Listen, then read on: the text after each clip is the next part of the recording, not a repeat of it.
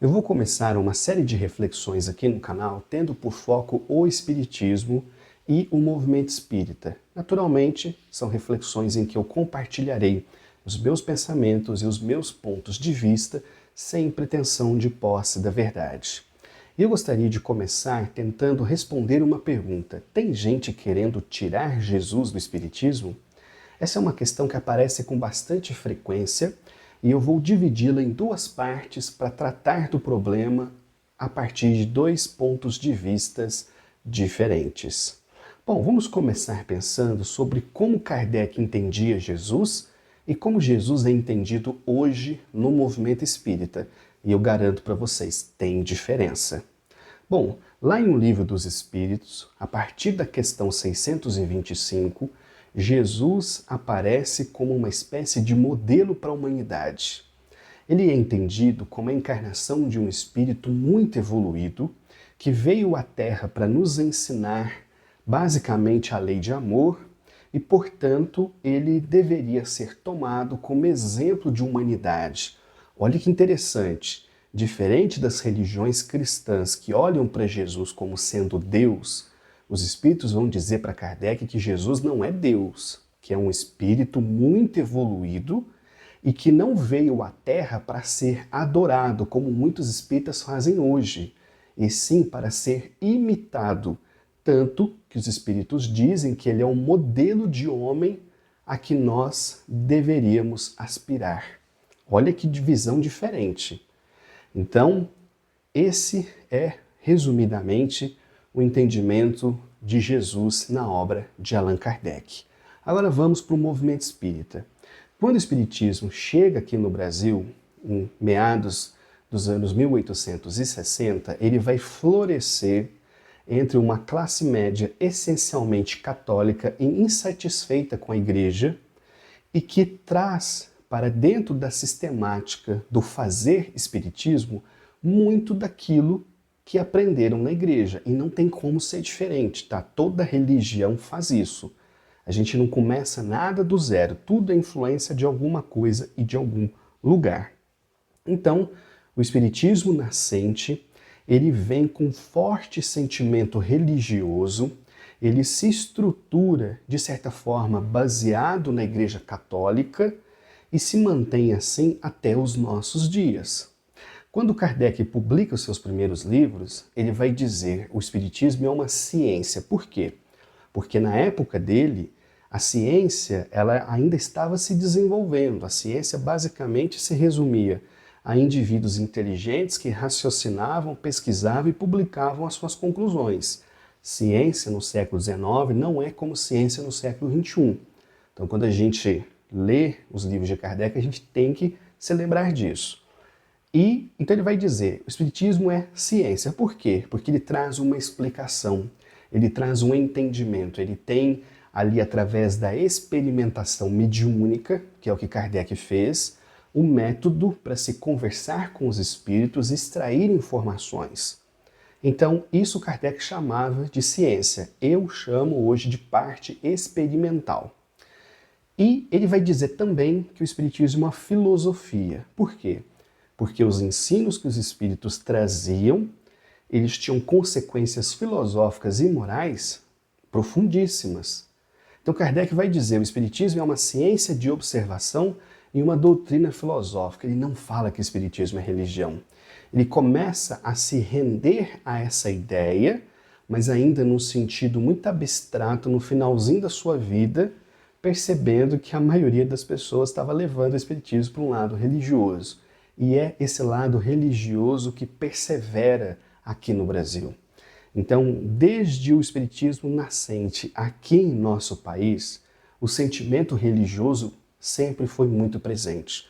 E junto com esse sentimento religioso, a questão devocional de Jesus. Porque o Espiritismo não nega Jesus, o Espiritismo reexplica Jesus.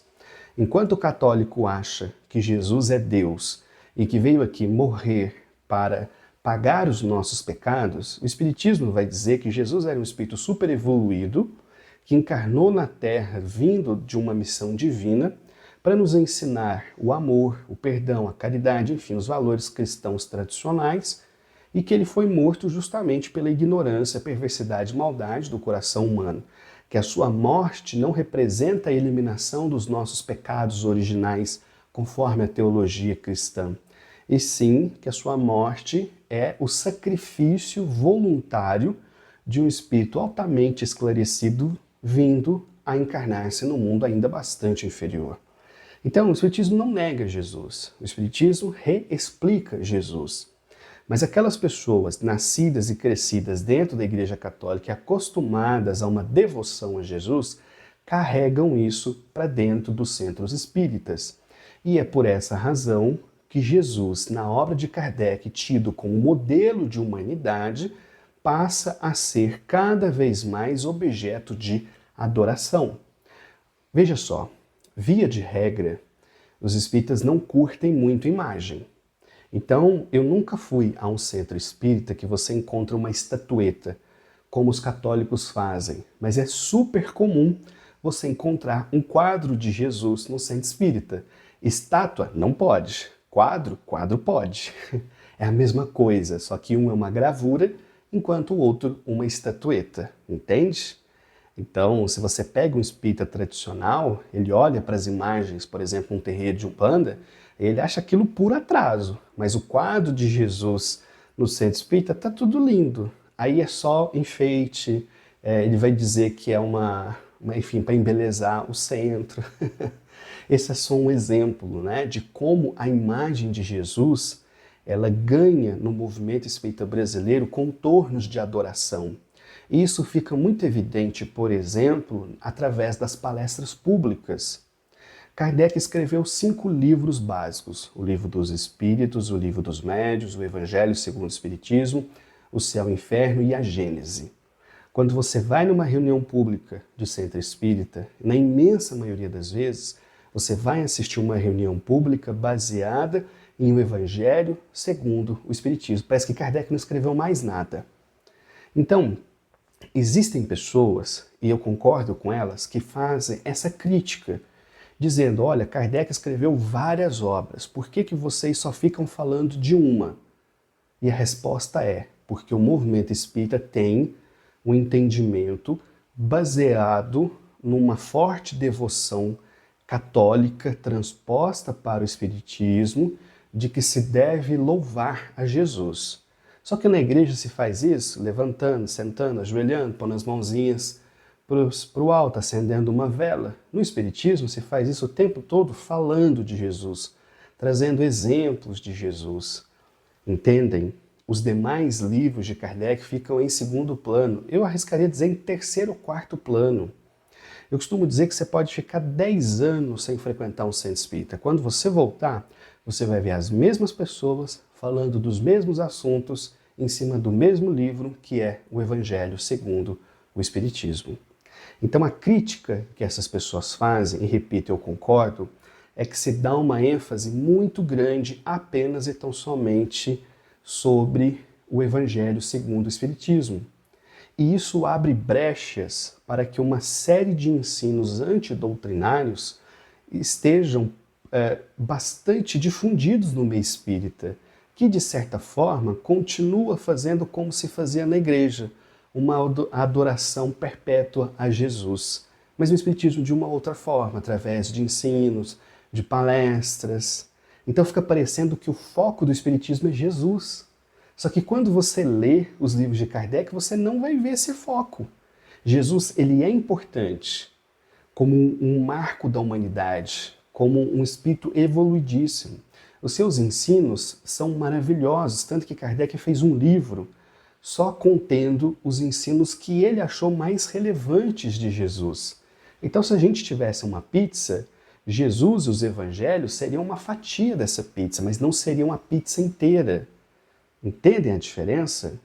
Muitos espíritas arraigados a esse religiosismo, eles não conseguem entender essa crítica e acham que quem faz esse tipo de crítica está atacando o espiritismo ou está atacando a figura de Jesus. Enquanto, na verdade, o que grande parte dessas pessoas faz é simplesmente dizer, gente, tem mais coisa para além de Jesus no espiritismo. Porque senão o Espiritismo vira igreja evangélica. Em muitas palestras que eu já assisti, eu não sei dizer se quem está falando é um pastor ou se é um palestrante espírita. Por quê?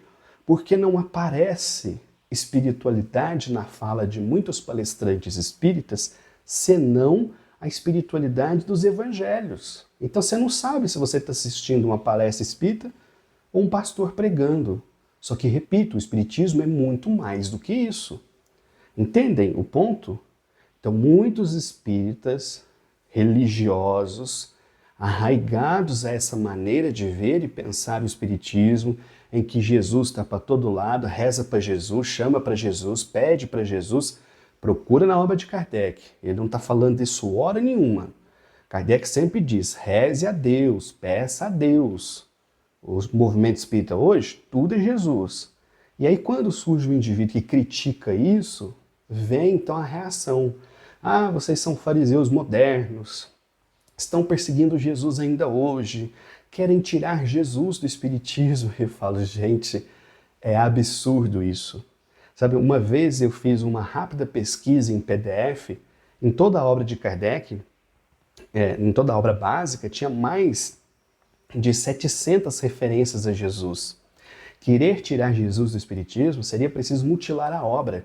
Ninguém está falando isso. O que a gente está falando é contra esse religiosismo católico / espírita, né, que é muito forte aqui no Brasil e que, no meu entendimento, precisaria ser um pouco amainado.